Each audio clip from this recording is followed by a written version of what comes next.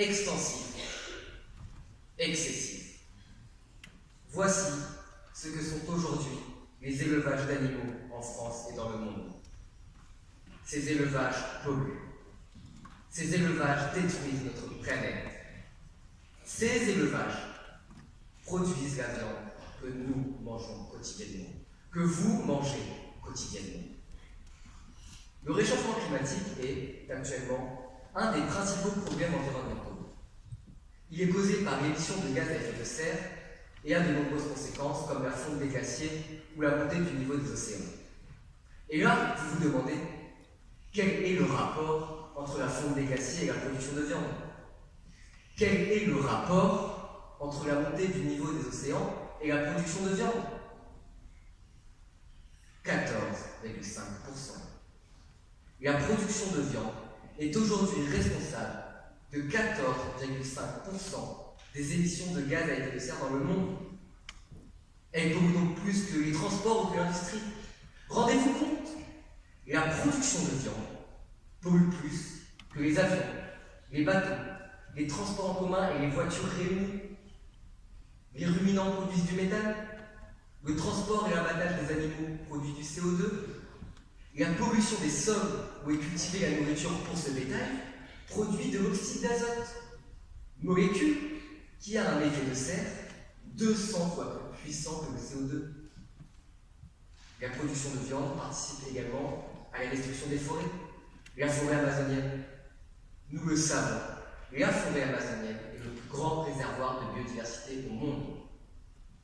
La forêt amazonienne représente la moitié des forêts tropicales du monde. La forêt amazonienne est en danger à cause de la déforestation, causée à 80% par la production de viande. Les arbres sont coupés, les peuples autochtones chassés, la faune et la flore détruites. Et pourquoi? Pour mettre en place des cultures intensives de soja afin de nourrir le bétail. Et nous pouvons continuer. Il y a aussi les lacs, les rivières, les mers, les océans. Quelle est la plus grande source de polluants de l'eau? La production de viande. Comment?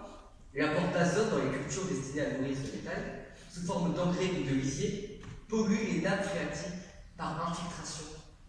Des réserves d'eau potable sont polluées. Des écosystèmes aquatiques sont perturbés. Trouvez-vous normal que nous mettions en péril des ressources répondant à nos besoins pour satisfaire nos envies? Je vous le demande, trouvez-vous normal que nous mettions en péril des ressources répondant à nos besoins pour satisfaire nos envies? Comme je l'ai déjà dit, la production de viande pollue. La production de viande détruit notre planète.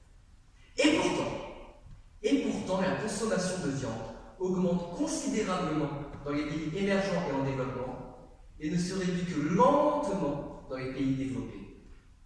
Les pays émergents et en développement adoptent de plus en plus les modes de vie et donc de consommation occidentaux, nos modes de vie et de consommation. Représentons-nous le cas de la France avec des chiffres simples. Un être humain consomme en moyenne 100 grammes de viande par jour. Un Français consomme en moyenne 260 grammes de viande par jour, soit pour la France 1,1 milliard de bêtes abattues par an. Et si l'on veut vraiment comparer, l'ensemble des apports de produits issus d'animaux représente 27,7% des apports caloriques des Américains, gros consommateurs.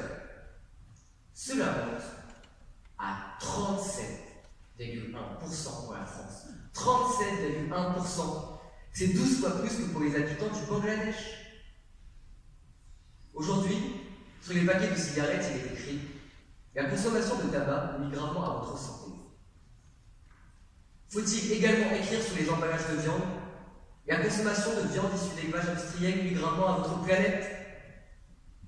Nous devons modifier nos habitudes.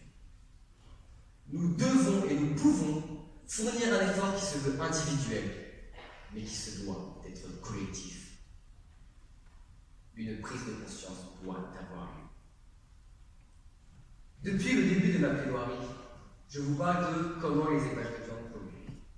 Pourquoi il est nécessaire d'agir. Maintenant, mesdames, messieurs les membres du jury, cher public, la question n'est plus de savoir s'il faut agir. Elle est de savoir comment agir. Soyons clairs tout de suite. Je ne vous parlerai pas de végétarianisme, de végétalisme ou de véganisme. Je ne vous demanderai pas d'arrêter de manger de la viande. Il suffit simplement d'en réduire la consommation, d'acheter moins de viande, de manger moins de viande, de consommer de la viande issue d'élevage en plein air, issue d'une production durable, respectueuse du bien-être animal. Simplement, manger moins pour manger mieux. Ainsi, croyez-moi, vous ne sauverez pas seulement votre portefeuille, vous ne sauverez pas seulement votre santé, vous sauverez également la planète, votre planète. Mais si on réduit notre consommation de viande, vous me direz qu'il est nécessaire de trouver de quoi la remplacer. Le problème est que les protéines contenues dans la viande possèdent des acides aminés indispensables à notre corps qui ne peut les produire lui-même. Or, à chaque problème, une solution. Nous pouvons réduire notre consommation de viande grâce au couscous. Et oui, le couscous, ce plat contient de la semoule, des céréales et des pois chiches, des légumineuses. Le mélange de céréales et de légumineuses contient les acides aminés dits essentiels dont notre corps a besoin. Manger du riz, du maïs ou de la semoule avec des haricots, des lentilles ou des pois chiches apporte donc à notre corps les mêmes acides aminés que des protéines carnées. Et la plupart des plats traditionnels comme le couscous répondent à ces exigences. Des céréales, des légumineuses, de la viande, certes, mais en petite quantité. Les alternatives à la consommation intensive de viande existent donc. Il ne tient qu'à nous, avec rien que de la volonté, de passer de consommateur à consommateur.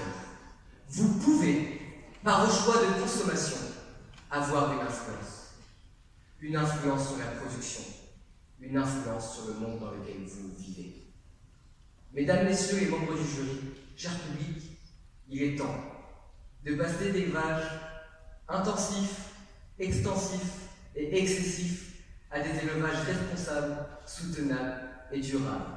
Mesdames, messieurs les membres du jury, cher public, il est temps de changer, il est temps d'agir.